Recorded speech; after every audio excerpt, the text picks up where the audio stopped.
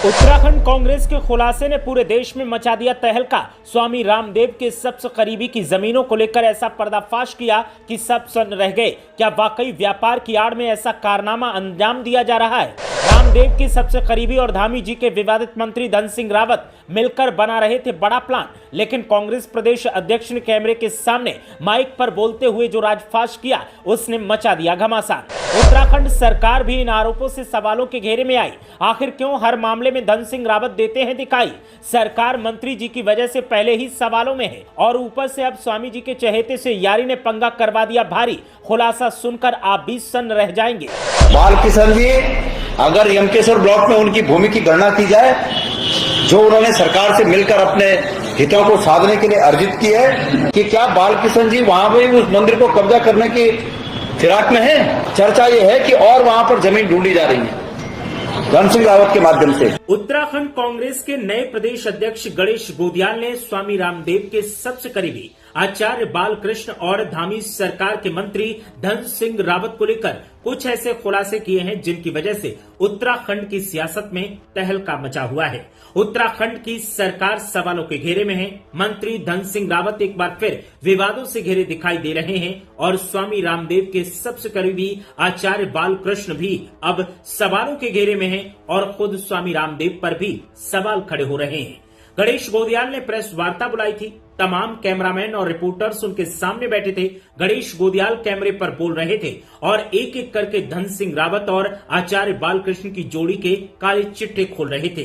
कांग्रेस के मुताबिक ये काले कारनामे तमाम ऐसे अंजाम दिए गए हैं जो उत्तराखंड की सियासत में तहलका मचा सकते हैं और एक मंदिर की जमीन को हथियाने के लिए ये सब किया जा रहा है। गणेश गोदियाल ने भुक्काल मंदिर को लेकर जो कुछ कहा और धन सिंह रावत और आचार्य बालकृष्ण पर जो सवाल खड़े किए हैं, उन सवालों ने उत्तराखंड की राजनीति में एक सनसनी का माहौल बना दिया है। गणेश गोदियाल ने क्या कुछ कहा, आप खुद सुनिए। श्रीनगर विधानसभा क्षेत्र के अंतर्गत पौड़ी गढ़वाल में श्रीनगर विधानसभा क्षेत्र के अंतर्गत कंडारशिव पट्टी है। कंडारशिव पट्टी में एक पौराणिक मंदिर है भूखाल। भूखाल मंदिर में अतीत से लेकर अब तक पूजा अर्चना होती आई है और पूजा एक देवी है भूखाल देवी, उस बहुत मान्यता है और सभी लोग वहां पर नतमस्तक होने के लिए जाते हैं। वहां पर पहले से पूजा कमेटी एक थी, धन सिंह रावत और बालकिशन मिलकर उस पूजा कमेटी को साइड किए, वहां पर एक ट्रस्ट की स्थापना कर रहे हैं कि एक ट्रस्ट की स्थापना की। बालकिशन जी 2 बार वहां होकर आ गए और बालकिशन जी को जवाब देना चाहिए कि क्या बालकिशन जी वहां भी उस मंदिर को कब्जा करने की फिराक में है, क्योंकि सूचना यह है कि बालकिशन जी के इच्छा के अनुसार ये एक ट्रस्ट बना है, जिस ट्रस्ट में बालकिशन जी ने पिछली बार ये कहा कि मैं 50 लाख रुपए दान देता हूं और इस बार भी अभी 10-15 दिन पहले 6 तारीख को इस बार भी वो वहां गए और इस बार चर्चा ये है कि और वहां पर जमीन ढूंढी जा रही है, धन सिंह रावत के माध्यम से जमीन ढूंढी जा रही है।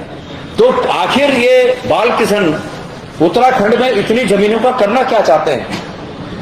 उत्तराखंड की सरकार इस बात को, बालकिशन जी की इस मकसद को या तो बालकिशन जी आकर सामने करें, स्पष्टीकरण दें, या उत्तराखंड की सरकार इस पर स्पष्टीकरण जाए। तो सुना आपने, कांग्रेस पार्टी के इन आरोपों के बाद उत्तराखंड की सरकार सवालों के घेरे में है। मंत्री धन सिंह रावत पर एक बार फिर सवाल खड़े हो रहे हैं। ये कोई पहला मौका नहीं है जब धन सिंह रावत पर सवाल खड़े हो रहे हों। इससे पहले भी धन सिंह रावत विवादों में रहे हैं, उनके ऊपर तमाम घोटाले और गबन के आरोप लगते रहे हैं और अब आचार्य बालकृष्ण के साथ मिलकर वो क्या खेल खेल रहे हैं, इसको लेकर सवाल खड़े हो रहे हैं। कांग्रेस पार्टी का कहना है कि सरकार भू कानून ले आई। सरकार ने दावा किया कि हम सबसे सख्त भू कानून लेकर आए हैं, बावजूद इसके उत्तराखंड में जमीनों के साथ में किस तरीके से मनमानी की जा रही है, ये एक बड़ा सवाल है। गणेश गोदियाल ने क्या कुछ कहा, आप भी सुनिए। किशन जी, अगर यमकेश्वर ब्लॉक में उनकी भूमि की गणना की जाए, जो उन्होंने सरकार से मिलकर अपने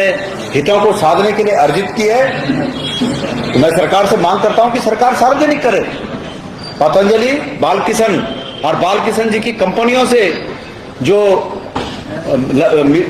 उनके संबद्ध लोग हैं, उन तमाम लोगों के साथ पौड़ी जिले के यमकेश्वर में कितनी भूमि उनके द्वारा अर्जित की गई है, सरकार इसको सार्वजनिक करे।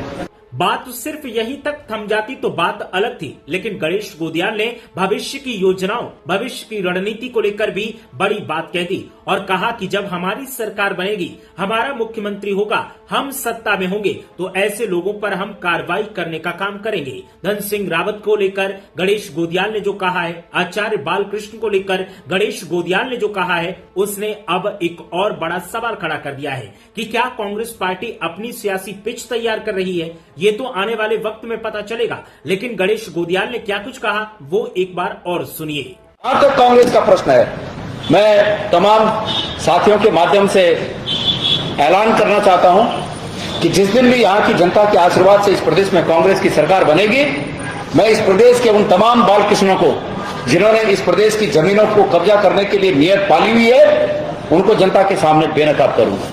तो गणेश गोदियाल के इन्हीं आरोपों की वजह से उत्तराखंड की सियासत में तहलका मचा हुआ है। सवाल जवाब का दौर जारी है और सबसे बड़ा सवाल सरकार से किया जा रहा है कि बार बार हर मामले में धन सिंह रावत ही निकलकर क्यों सामने आ जाते हैं। चाहे कोई भी योजना हो, चाहे किसी भी विभाग को लेकर के बात की जाए, लेकिन धन सिंह रावत बीच में आ ही जाते हैं। स्वास्थ्य विभाग से जुड़े तमाम मसलों को लेकर धन सिंह रावत पर सवाल खड़े हो रहे हैं। सहकारी समितियों को लेकर भी धन सिंह रावत पर सवाल खड़े हो रहे हैं और इन्हीं सवालों के बीच अब आचार्य बालकृष्ण के साथ मिलकर उनकी जोड़ी क्या खेल खेल रही है, इसको लेकर कांग्रेस पार्टी ने तमाम आरोप लगाए हैं और उत्तराखंड की आवाम, सियासी जानकार और विरोधी दलों की तरफ से सरकार से सवाल किया जा रहा है कि आखिर कब आप अपने इस विवादित मंत्री पर एक्शन लेंगे या इनके कन्ने टाइट करेंगे, क्योंकि इनका नाम हर किसी तरीके से हर किसी विवाद में कहीं न कहीं आ ही जाता है।